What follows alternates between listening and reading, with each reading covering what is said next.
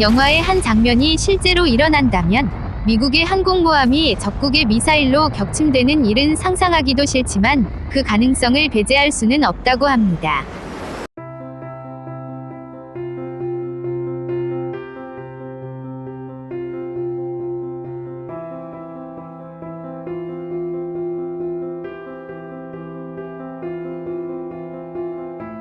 최신 미국의 항공모함인 제럴드 알포드 항공모함을 예로 들어 방어 시스템을 알아본다면 항공모함을 대한미사일로부터 방어하기 위한 림 162 ESSM 함대공 미사일과 림 116램 대함 순항미사일, 그리고 CIWS 기관포로 구성되어 있습니다.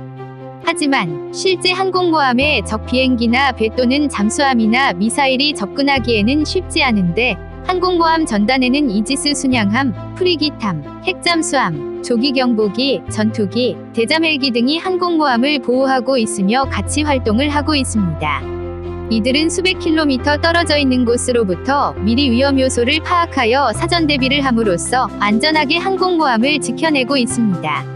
러시아의 군사 전문 잡지에서는 제럴드 알포드급 항모 한 척을 격파하는데 중국 해군의 30-40% 정도가 소진될 것이라는 예상을 했는데 같은 급은 아니지만 미국의 항공모함 전단은 총 11개로 구성되어 있어 그 위력이 막강함을 나타냅니다.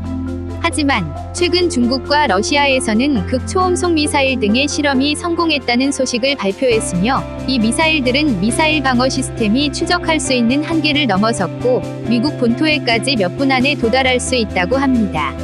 문제는 탄도미사일을 쏘았을 경우 핵미사일인지 아닌지 불분명하기에 잘못하다간 핵전쟁으로 전개될 가능성도 있습니다.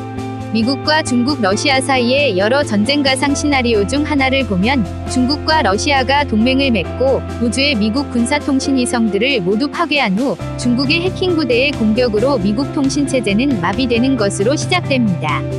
그로 인해 이지스함과 스텔스기가 제 역할을 못하며 미국의 핵잠수함들이 중국의 방사능 물질을 추적하는 중국 미사일로 인해 격침당하고 미국 항공모함이 중국과 러시아의 극초음속 미사일로 인해 차례대로 침몰합니다.